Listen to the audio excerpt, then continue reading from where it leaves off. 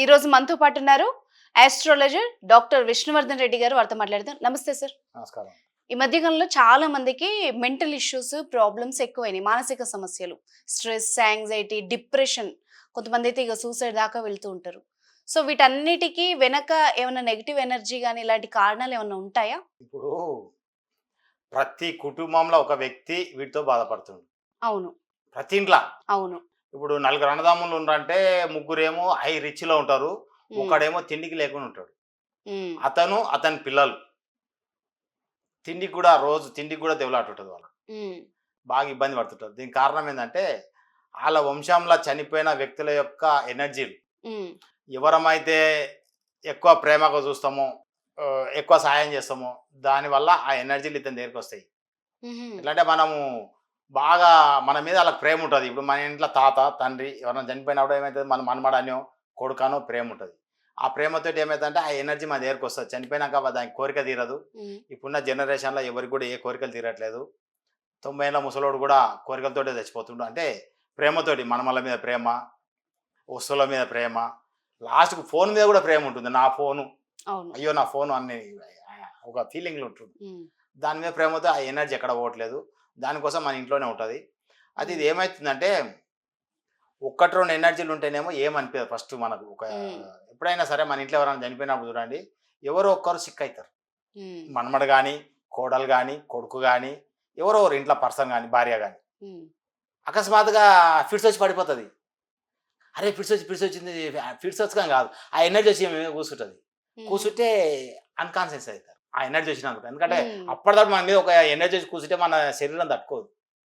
కొద్దిసేపటికి తర్వాత కొద్దిగా మామూలు అవుతారు కానీ ఆ ఎనర్జీ మన మీద ఉండిపోతుంది. ఉమ్, అయితే ఇట్లా ఏమవుతుంది, కొన్ని 1, 2, 3 ఇట్లా కొన్ని వచ్చినాక దాకా ఏమైంది, ఒక 20, 30 ఎనర్జీలు అయిపోయాక ఏమవుతుందంటే వీని శరీరం వీంది కాదు, ఆ ఎనర్జీలు హ్యాండ్ ఓవర్ చేసుకుంటాయి వీని శరీరాన్ని, ఉమ్, మైండ్ను. ఎప్పుడు అవి చెప్పినట్టు వీడి వినాల్సి వస్తుంది. వీడు అప్పటిదాకా చేసే పనులు మర్చిపోతాడు, జాబ్ మానేస్తాడు, కోపం వస్తుంటుంది, ఇక అందరిని తిరుగుతుంటాడు, ఏ ఉమ్, పనికి పొమ్మంటే పోడు, ఇంటికెళ్ళి బయటకు పోవాలంటే పోవాలనిపించదు, గుడికి పోడు, స్నానమే సరిగా చేయడు, ఉమ్, రాత్రిపూట నిద్ర పోవాలనిపించదు, నిద్ర రాదు అసలు, బాగా ఇబ్బంది పడుతుంటాడు.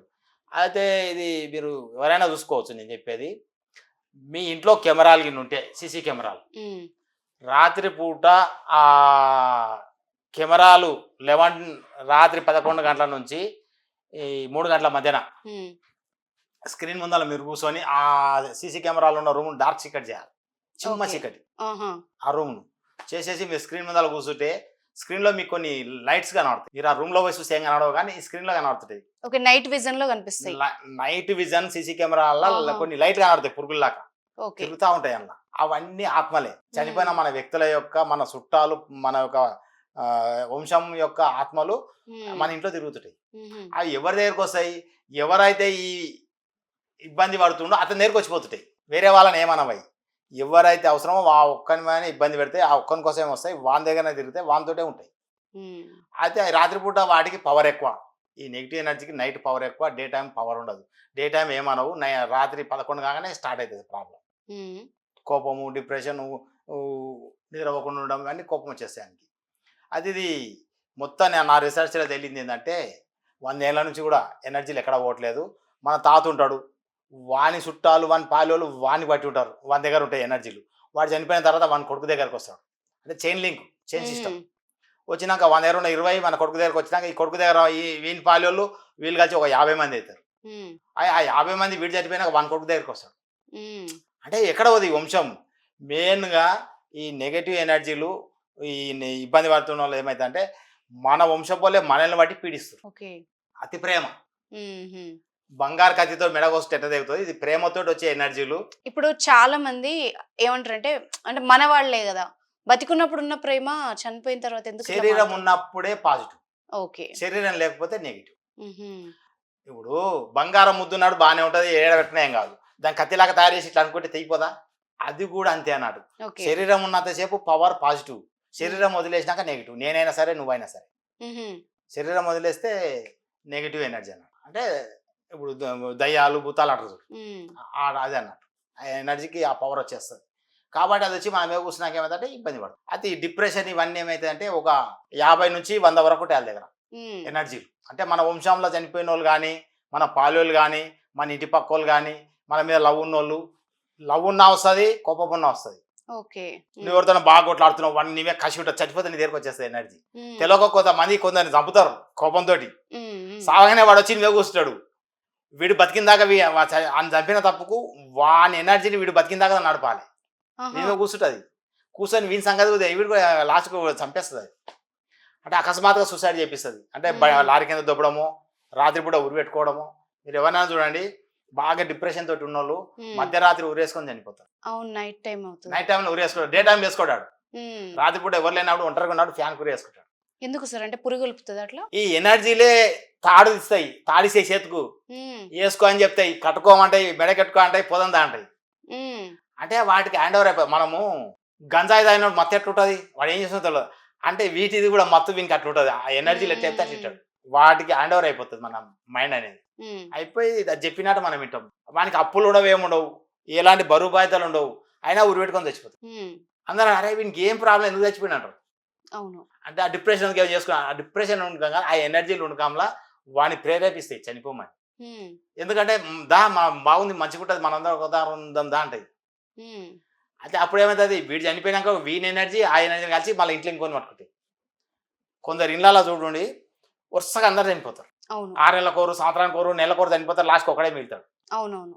అయితే మాకెవరో ఏమో చేసారు, మాకెవరో ఏమో చేసారు అంటారు. ఎవరో ఏమో చేసారు కాదు, మన వంశపోలే మన వెనకబడి మనల్ని రమ్మంటాయి. వాటికి ఆస్తులు ఇవన్నీ అవసరం లేదు, అలా చనిపోతారు అన్నాడు. అయితే ఇవంతేంది, ఈ నెగటివ్ ఎనర్జీలు వచ్చి మన మీద కూర్చున్నందుకు, వాటికి హ్యాండ్ ఓవర్ అయినందుకు మన మైండ్ పనిచేయదు. అవి ఎట్లా చెప్తే అట్లా మనం వింటాము. అందుకే కోపం వస్తుంది, అనారోగ్యం కలుగుతుంది, ఏ పని చేసినా ముందరికి రాదు, డబ్బు సమస్య వస్తుంది. ఇక కొందరైతే అరుస్తుంటారు బాగా. మెంటల్ హాస్పిటల్ తీసుకుపోయి ఎన్ని రోజులు టాబ్లెట్ వేసినా సరే అసలు తక్కువ కాదు. నా దగ్గరకు వస్తే నేను ఈ స్కానర్తో చెక్ చేయడం జరుగుతుంది. మా దగ్గర ఉన్న ఈ కిట్టు ద్వారా చూడడం జరుగుతుంది. ఆడనా మొగనా కూడా నేనే చెప్తా, ఎవరైనా నేనే చెప్తా, మీ తాతనా ముతాతనా నేనే చెప్తా. అవన్నీ బంద్ చేయడం జరుగుతుంది. జరిగినాక నా దగ్గరకు వచ్చిన రోజు నుంచి మీరు టాబ్లెట్ వేసుకునే అవసరం లేదు. ఓకే. ఎన్ని రోజుల్లో తగ్గొచ్చు సార్? 1 మంత్. ఓకే. 4 సిట్టింగ్లు ఉంటాయి, 1 మంత్లో క్యూర్ అయిపోతుంది. కొందరికి 1 డేలోనే తక్కువ అవుతుంది. ఎందుకంటే మరి నేను 1 డే అని చెప్తే మీరు ఏం సార్ అంటారు. అందుకే 4 సిట్టింగ్స్ 1 మంత్ తగ్గిపోతుంది. మొత్తం న్యూట్రల్ అయిపోతాడు మనిషి. అందరిలాగా కలిసి తిరుగుతాడు, అందరిలాగా ఉంటాడు, మామూలు వ్యక్తి అయిపోతాడు. వాని ముఖం మళ్ళీ గ్లో చేస్తుంది, ఆలోచన విధానం చేంజ్ వస్తుంది, ఇవన్నీ మంచిగా అయిపోయి బాగా అవుతారు. అంటే వాళ్ళకి ఇంకేమైనా ఎక్స్ట్రా కేర్ ఏమైనా కావాలా? అవసరం లేదు, నేను ఎలాంటి టాబ్లెట్ ఇయ్యను, ఎలాంటి మందులు ఇయ్యను. గ్రహాలను సరి చేస్తా. శని గ్రహం బాగాలేకపోతే ఇంకా డిప్రెషన్ ఎక్కువ ఉంటుంది. శనీశ్వరుడు నడుస్తున్నప్పుడు దశ, ఆ గ్రహాలను సరి చేయాలి, ఆ నెగటివ్ ఎనర్జీని బంద్ చేయాలి. బంధిస్తే మామూలు వ్యక్తులు అయిపోతారు. Okay, right. Thank you very much sir. నమస్కారం.